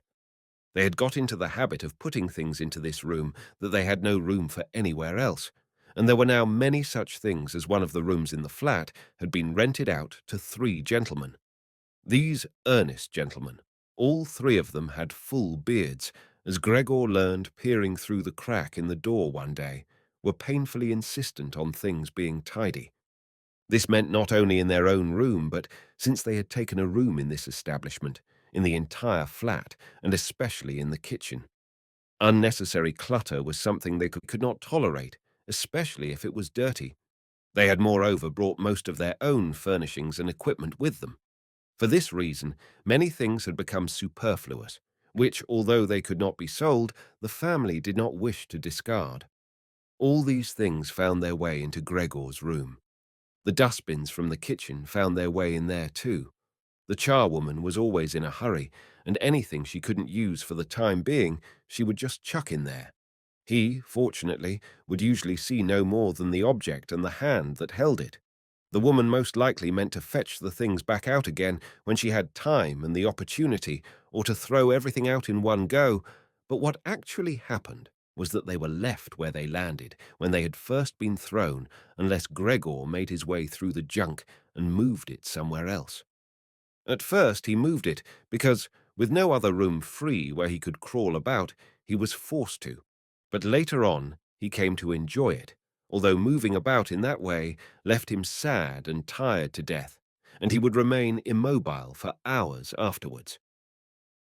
The gentleman who rented the room would sometimes take their evening meal at home in the living room that was used by everyone, and so the door to this room was often kept closed in the evening. But Gregor found it easy to give up having the door open. He had, after all, often failed to make use of it when it was open, and without the family having noticed it, lain in his room in its darkest corner. One time, though, the charwoman left the door to the living room slightly open, and it remained open when the gentleman who rented the room came in the evening, and the light was put on. They sat up at the table where, formerly, Gregor had taken his meals with his father and mother. They unfolded the serviettes and picked up their knives and forks. Gregor's mother immediately appeared in the doorway with a dish of meat, and soon behind her came his sister with a dish piled high with potatoes. The food was steaming and filled the room with its smell. The gentleman bent over the dishes set in front of them as if they wanted to test the food before eating it, and the gentleman in the middle, who seemed to count as an authority for the other two, did indeed cut off a piece of meat while it was still in its dish, clearly wishing to establish whether it was sufficiently cooked or whether it should be sent back to the kitchen. It was to his satisfaction, and Gregor's mother and sister, who had been looking on anxiously, began to breathe again and smiled. The family themselves ate in the kitchen. Nonetheless, Gregor's father came into the living room before he went into the kitchen, bowed once with his cap in his hand, and did his round of the table. The gentlemen stood as one and mumbled something into their beards. Then, once they were alone, they ate in near perfect silence.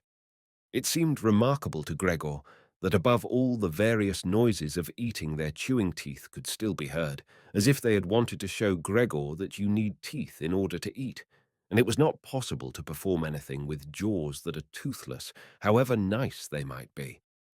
"I'd like to eat something," said Gregor anxiously, "but not anything like they're eating. They do feed themselves, and here I am, dying." Throughout all this time, Gregor could not remember having heard the violin being played, but this evening it began to be heard from the kitchen. The three gentlemen had already finished their meal. The one in the middle had produced a newspaper, given a page to each of the others, and now they leant back in their chairs, reading them and smoking. When the violin began playing, they became attentive, stood up, and went on tiptoe over to the door of the hallway where they stood pressed against each other. Someone must have heard them in the kitchen as Gregor's father called out, "Is the playing perhaps unpleasant for the gentleman? We can stop it straight away." "On the contrary," said the middle gentleman, "would the young lady not like to come in and play for us here in the room, where it is, after all, much more cosy and comfortable?" "Oh yes, we'd love to," called back Gregor's father, as if he had been the violin player himself. The gentleman stepped back into the room and waited. Gregor's father soon appeared with the music stand, his mother with the music, and his sister with the violin. She calmly prepared everything for her to begin playing.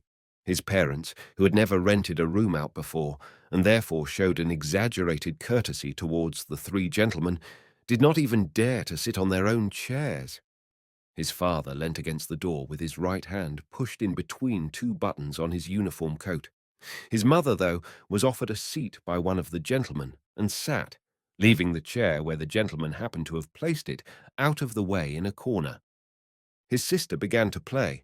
Father and mother paid close attention, one on each side, to the movements of her hands. Drawn in by the playing, Gregor had dared to come forward a little, and already had his head in the living room. Before, he had taken great pride in how considerate he was, but now it hardly occurred to him that he had become so thoughtless about the others. What's more, there was now all the more reason to keep himself hidden, as he was covered in the dust that lay everywhere in his room and flew up at the slightest movement. He carried threads, hairs, and remains of food about on his back and sides. He was much too indifferent to everything now to lay on his back and wipe himself on the carpet like he had used to do several times a day. And despite this condition, he was not too shy to move forward a little onto the immaculate floor of the living room. No one noticed him, though. The family was totally preoccupied with the violin playing. At first, the three gentlemen had put their hands in their pockets and come up far too close behind the music stand to look at all the notes being played, and they must have disturbed Gregor's sister. But soon, in contrast with the family, they withdrew back to the window with their heads sunk and talking to each other at half volume, and they stayed by the window while Gregor's father observed them anxiously. It really now seemed very obvious that they had expected to hear some beautiful or entertaining violin playing, but had been disappointed, that they had had enough of the whole performance, and it was only now out of politeness that they allowed their peace to be disturbed. It was especially unnerving, the way they all blew the smoke from their cigarettes upwards from their mouth and noses. Yet Gregor's sister was playing so beautifully. Her face was leant to one side, following the lines of music with a careful and melancholy expression. Gregor crawled a little further forward, keeping his head close to the ground so that he could meet her eyes if the chance came. Was he an animal if music could captivate him so? It seemed to him that he was being shown the way to the unknown nourishment he had been yearning for. He was determined to make his way forward to his sister and tug at her skirt to show her she might come into his room with her violin, as no one appreciated her playing here as much as he would. He never wanted to let her out of his room, not while he lived, anyway. His shocking appearance should, for once, be of some use to him. He wanted to be at every door of his room at once to hiss and spit at the attackers. His sister should not be forced to stay with him, though, but stay of her own free will. She would sit beside him on the couch with her ear bent down to him while he told her how he had always intended to send her to the conservatory, how he would have told everyone about it last Christmas. Had Christmas really come and gone already? If this misfortune hadn't got in the way and refused to let anyone dissuade him from it. On hearing all this, his sister would break out in tears of emotion, and Gregor would climb up to her shoulder and kiss her neck, which, since she had been going out to work, she had kept free without any necklace or collar. "Mr. Samsa!" shouted the middle gentleman to Gregor's father, pointing, without wasting any more words, with his forefinger at Gregor as he slowly moved forward. The violin went silent. The middle of the three gentlemen first smiled at his two friends, shaking his head, and then looked back at Gregor. His father seemed to think it more important to calm the three gentlemen before driving Gregor out, even though they were not at all upset, and seemed to think Gregor was more entertaining than the violin playing had been. He rushed up to them with his arms spread out and attempted to drive them back into their room at the same time as trying to block their view of Gregor with his body. Now, they did become a little annoyed, and it was not clear whether it was his father's behavior that annoyed them or the dawning realization that they had had a neighbor like Gregor in the next room without knowing it. They asked Gregor's father for explanations, raised their arms like he had, tugged excitedly at their beards, and moved back towards their room only very slowly. Meanwhile, Gregor's sister had overcome the despair she had fallen into when her playing was suddenly interrupted. She had let her hands drop and let violin and bow hang limply for a while, but continued to look at the music as if still playing. But then she suddenly pulled herself together, lay the instrument on her mother's lap, who still sat laboriously struggling for breath where she was, and ran into the next room which, under pressure from her father, the three gentlemen were more quickly moving toward. Under his sister's experienced hand, the pillows and covers on the beds flew up and were put into order, and she had already finished making the beds and slipped out again before the three gentlemen had reached the room. Gregor's father seemed so obsessed with what he was doing that he forgot all the respect he owed to his tenants. He urged them and pressed them until, when he was already at the door of the room, the middle of the three gentlemen shouted like thunder and stamped his foot, and thereby brought Gregor's father to a halt. "I declare here and now," he said, raising his hand and glancing at Gregor's mother and sister to gain their attention too, "that with regard to the repugnant conditions that prevail in this flat and with this family," here he looked briefly but decisively at the floor, "I give immediate notice on my room. For the days that I have been living here, I will, of course, pay nothing at all. On the contrary, I will consider whether to proceed with some kind of action for damages from you, and believe me, it would be very easy to set out the grounds for such an action." He was silent, and looked straight ahead as if waiting for something, and indeed his two friends joined in with the words, "And we also give immediate notice." With that, he took hold of the door handle and slammed the door. Gregor's father staggered back to his seat, feeling his way with his hands, and fell into it. It looked as if he was stretching himself out for his usual evening nap, but from the uncontrolled way his head kept nodding, it could be seen that he was not sleeping at all. Throughout all this, Gregor had lain still where the three gentlemen had first seen him. His disappointment at the failure of his plan, and perhaps also because he was weak from hunger, made it impossible for him to move. He was sure that everyone would turn on him any moment, and he waited. He was not even startled out of this state when the violin on his mother's lap fell from her trembling fingers and landed loudly on the floor. "Father! Mother!" said his sister, hitting the table with her hand as introduction. "We can't carry on like this. Maybe you can't see it, but I can. I don't want to call this monster my brother. All I can say is, we have to try and get rid of it. We've done all that's humanly possible to look after it, and be patient. I don't think anyone could accuse us of doing anything wrong."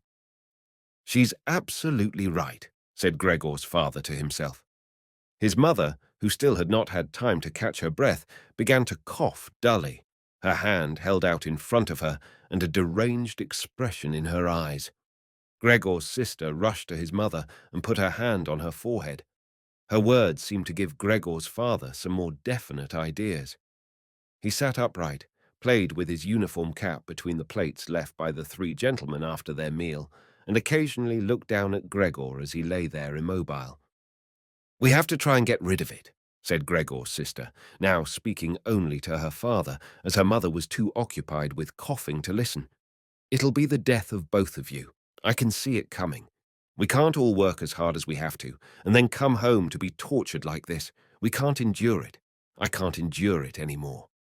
And she broke out so heavily in tears that they flowed down the face of her mother, and she wiped them away with mechanical hand movements.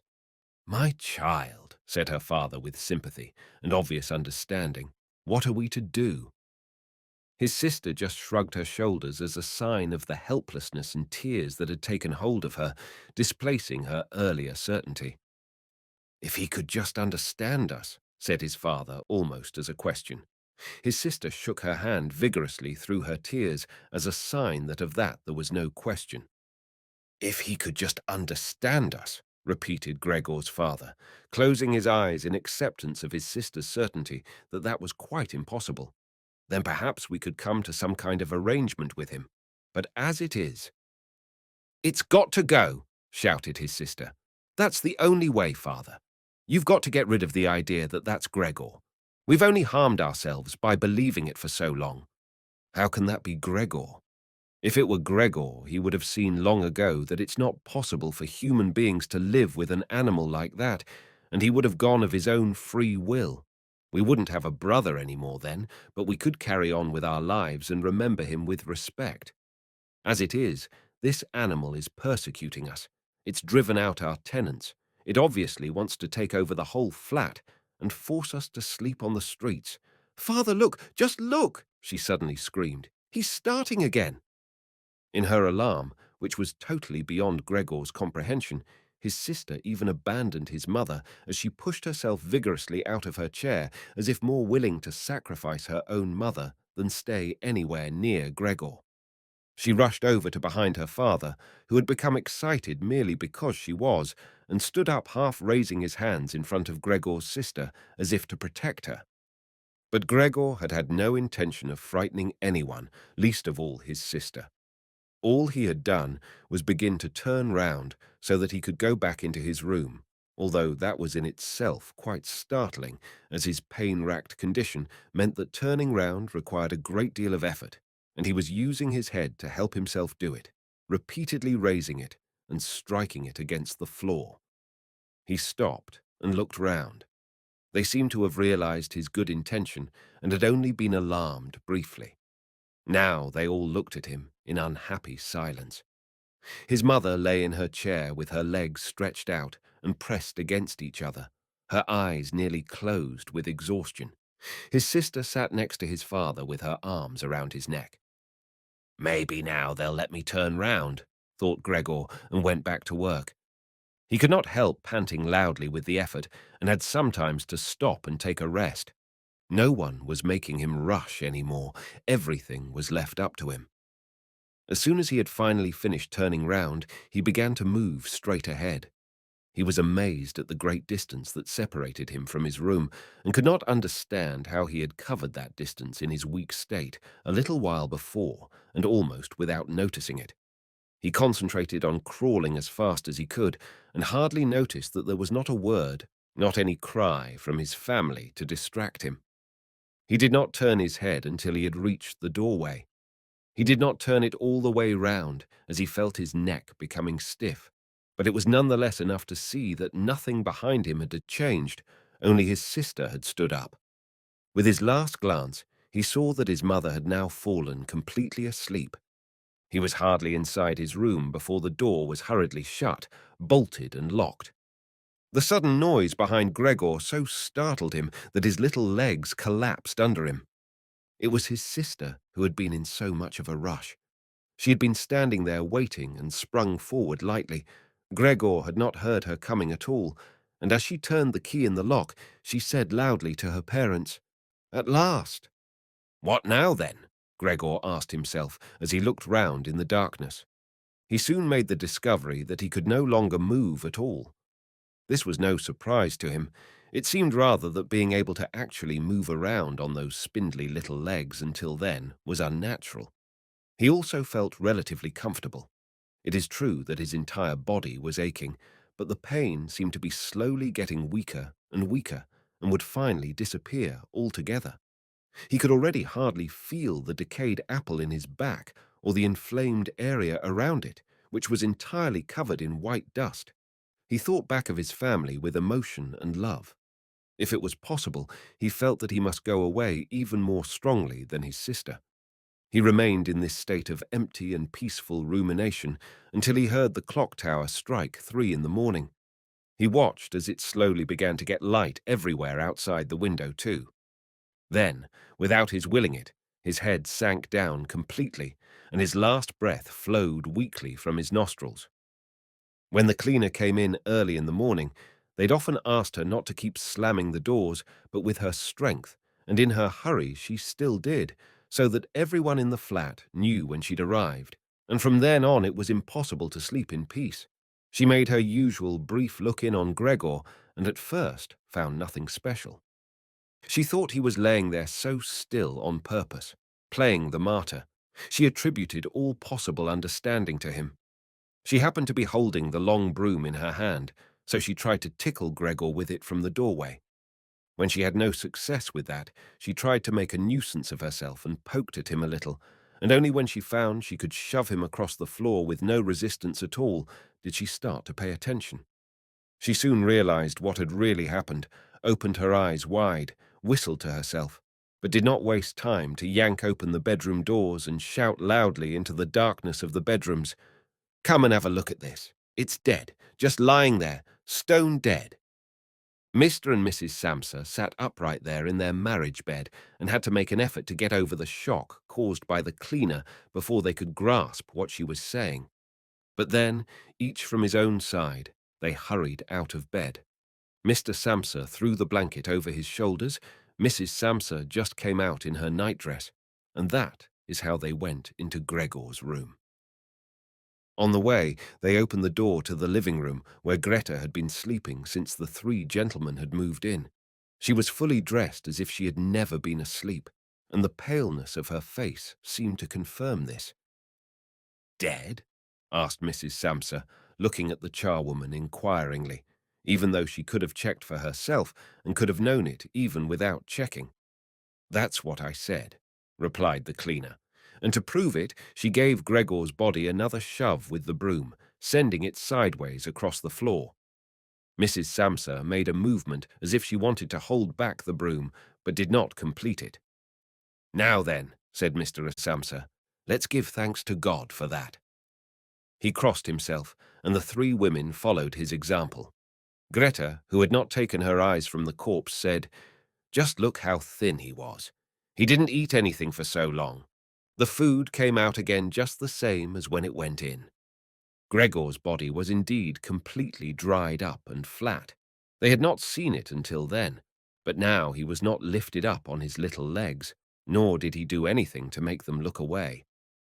"Greta, come with us in here for a little while," said Mrs. Samsa with a pained smile, and Greta followed her parents into the bedroom, but not without looking back at the body. The cleaner shut the door and opened the window wide. Although it was still early in the morning, the fresh air had something of warmth mixed in with it. It was already the end of March, after all. The three gentlemen stepped out of their room and looked round in amazement for their breakfasts. They had been forgotten about. "Where is our breakfast?" the middle gentleman asked the cleaner irritably. She just put her finger on her lips and made a quick and silent sign to the men that they might like to come into Gregor's room. They did so, and stood around Gregor's corpse with their hands in the pockets of their well-worn coats. It was now quite light in the room. Then the door of the bedroom opened, and Mr. Samsa appeared in his uniform with his wife on one arm and his daughter on the other. All of them had been crying a little. Greta now and then pressed her face against her father's arm. "Leave my home, now," said Mr. Samsa, indicating the door and without letting the women from him. "What do you mean?" asked the middle of the three gentlemen, somewhat disconcerted, and he smiled sweetly.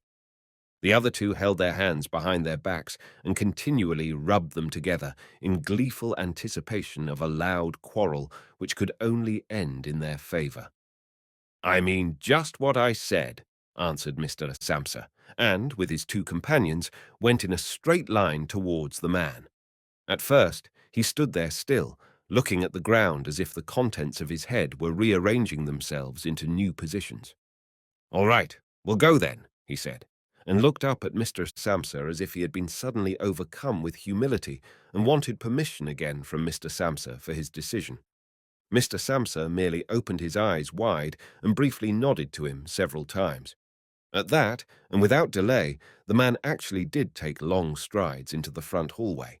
His two friends had stopped rubbing their hands some time before and had been listening to what was being said.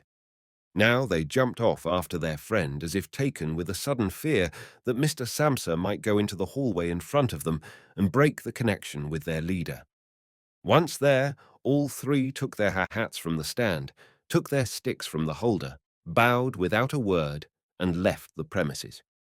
Mr. Samsa and the two women followed them out onto the landing, but they had had no reason to mistrust the men's intentions, and as they leaned over the landing, they saw how the three gentlemen made slow but steady progress down the many steps. As they turned the corner on each floor, they disappeared and would reappear a few moments later. The further down they went, the more that the Samsa family lost interest in them. When a butcher's boy, proud of posture with his tray on his head, passed them on his way up and came nearer than they were, Mr. Samsa and the women came away from the landing and went, as if relieved, back into the flat. They decided the best way to make use of that day was for relaxation and to go for a walk. Not only had they earned a break from work, but they were in serious need of it. So they sat at the table and wrote 3 letters of excusal, Mr. Samsa to his employers, Mrs. Samsa to her contractor, and Greta to her principal. The cleaner came in while they were writing to tell them she was going. She'd finished her work for that morning. The 3 of them at first just nodded without looking up from what they were writing, and it was only when the cleaner still did not seem to want to leave that they looked up in irritation. "Well?" asked Mr. Samsa. The charwoman stood in the doorway with a smile on her face, as if she had some tremendous good news to report, but would only do it if she was clearly asked to. The almost vertical little ostrich feather on her hat, which had been a source of irritation to Mr. Samsa all the time she had been working for them, swayed gently in all directions. "What is it you want, then?" asked Mrs. Samsa, whom the cleaner had the most respect for. "Yes," she answered, and broke into a friendly laugh that made her unable to speak straight away. Well then, that thing in there. You needn't worry about how you're going to get rid of it. That's all been sorted out. Mrs. Samsa and Greta bent down over their letters as if intent on continuing with what they were writing. Mr. Samsa saw that the cleaner wanted to start describing everything in detail, but with outstretched hand, he made it quite clear that she was not to. So, as she was prevented from telling them all about it, she suddenly remembered what a hurry she was in, and clearly peeved, called out, "Cheerio then, everyone," turned round sharply and left, slamming the door terribly as she went. "Tonight she gets sacked," said Mr. Samsa, but he received no reply from either his wife or his daughter, as the charwoman seemed to have destroyed the peace they had only just gained. They got up and went over to the window, where they remained with their arms around each other. Mr. Samsa twisted round in his chair to look at them and sat there watching for a while. Then he called out, "Come here then. Let's forget about all that old stuff, shall we? Come and give me a bit of attention." The two women immediately did as he said, hurrying over to him, where they kissed him and hugged him, and then they quickly finished their letters. After that, the three of them left the flat together, which was something they had not done for months, and took the tram out to the open country outside the town. They had the tram, filled with warm sunshine, all to themselves. Leant back comfortably on their seats, they discussed their prospects, and found that on closer examination they were not at all bad. Until then they had never asked each other about their work, but all three had jobs which were very good and held particularly good promise for the future. The greatest improvement for the time being, of course, would be achieved quite easily by moving house. What they needed now was a flat that was smaller and cheaper than the current one which had been chosen by Gregor, one that was in a better location, and most of all, more practical.